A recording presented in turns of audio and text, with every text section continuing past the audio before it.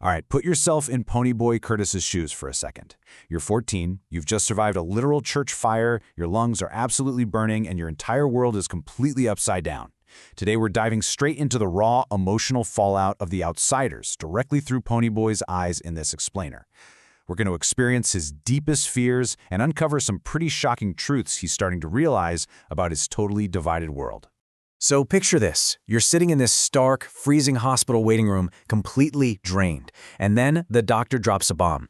Your best friend Johnny, he has a broken back and severe third-degree burns. When Ponyboy sees him, he's just so incredibly pale, hooked up to all this terrifying medical equipment. And the doctor even uses that awful, agonizing word, if. Like, if he lived. We are watching Ponyboy process this crushing, very real fear in real time. And when he finally gets to hear Johnny speak, oh man, Johnny confesses his own terror. He literally says, 16 years ain't long enough. I wouldn't mind it so much if there wasn't so much stuff I ain't done yet and so many things I ain't seen. Hearing your best friend say that, absolutely gut-wrenching. And through all of this, Ponyboy is trapped. He's trapped behind this heavy mask of being a tough guy. Listen to this internal struggle. I was trembling. A pain was growing in my throat, and I wanted to cry, but greasers don't cry in front of strangers. He is absolutely terrified of losing Johnny, right? But the strict unspoken rules of being a tough greaser, they force him to bottle all that terror up. He literally can't even shed a single tear in that waiting room, no matter how much he's breaking apart on the inside. Section 1. Delinquents turn heroes. Okay, let's take a quick breather and look at the morning after the fire. We get this awesome glimpse into the Curtis brothers' chaotic, but honestly super loving home life. I mean, they're having eggs cooked 3 completely different ways, depending on who's eating. They've got chocolate cake for breakfast, just because they can. And Soda Pop is putting way too much sugar in the icing. But here's the real kicker. That front door, it's always left unlocked. It's an open door for literally any gang member who needs a safe place to crash and escape a bad home situation. So despite all the mess and the sugar rushes, this house is a true sanctuary for them. But outside of that sanctuary, things are just wildly confusing. 2-Bit brings in the morning newspaper, and boom, look at this jarring headline. Juvenile delinquents turn heroes. Talk about whiplash. It really forces Ponyboy to confront the unfair labels society just slaps on them. I mean, one day they're considered absolute menaces to society, and the very next morning, they're celebrated as literal saviors. That is a massive identity shift for a kid to try and wrap his head around. But that brings up a really scary question. Does being a hero actually mean they're safe? Because right at the very end of that glowing article is a threat that pulls the rug right out from under Ponyboy. Section 2. The threat of separation.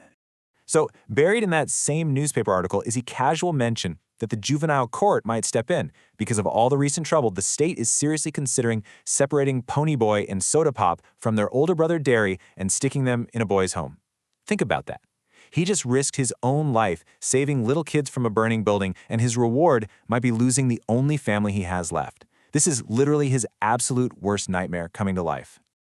And you guys, this immense compounding stress takes a severe physical toll on him. It triggers the return of Ponyboy's terrifying cold sweat nightmares. And we aren't talking about standard bad dreams here. He wakes up literally trembling and screaming. He confesses he's had these recurring nightmares ever since his parents' funeral. The fire, Johnny hanging on by a thread, the threat of losing his brothers, it all just piles onto a 14-year-old kid until his mind essentially short-circuits while he sleeps. Section 3. The futility of the rumble. So stepping out of the house, Ponyboy is already filled with this sickening dread about the massive upcoming rumble with the Sox. He really doesn't want to fight. He's just exhausted and scared. So when a blue Mustang pulls up, his guard shoots right up. Obviously, a Sox car usually spells extreme danger for a greaser. But instead of jumping out to fight, Randy Adderson, who was Bob's best friend and a very wealthy Sock, pulls up just to talk. He invites Ponyboy into the car, and man, Randy is just dripping with his own deep grief and sheer exhaustion. This conversation is a total game changer. We see Ponyboy's long-held assumptions completely dismantled by Randy's painful reality. The greaser assumption has always been that socks have these perfect, easy lives with all the money in the world, and they just jump people for fun. But Randy reveals the truth. He says his friend Bob was spoiled rotten and was desperately just wanting someone, anyone, to set a boundary and say no. Randy is completely sick of the fighting because he finally realizes it solves absolutely nothing. Just listen to the deep despair in what Randy says here. You can't win. Even if you whip us, you'll still be where you were before, at the bottom. Greasers will still be greasers, and socks will still be socks. Randy helps Ponyboy realize a really hard, depressing truth. Winning a massive fistfight isn't going to bring Bob back to life. It's not going to heal Johnny's broken back. The rigid social order of their town, it's not going to change one bit.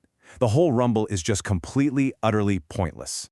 And suddenly, it all clicks for Ponyboy right there in the front seat of that Mustang. Remembering Cherry Valance's words, things are rough all over. Ponyboy finally grasped that extreme pain and dysfunction exist on both sides of the tracks. You know, the socks aren't just these emotionless rich monsters. They're hurting teenagers too, dealing with their own invisible heavy struggles. Section 4. Just a guy. This interaction marks a massive leap in Ponyboy's maturity. He is finally stripping away all those toxic labels. He's learning to see past the tough leather jackets, the greasy hair, the expensive Madras shirts, and the flashy cars. For the very first time, he is truly looking at the human being underneath the gang affiliation. And this really brings us to the emotional climax of the story so far. When Ponyboy gets out of the car, 2-Bit asks him what Mr. Super Sock had to say.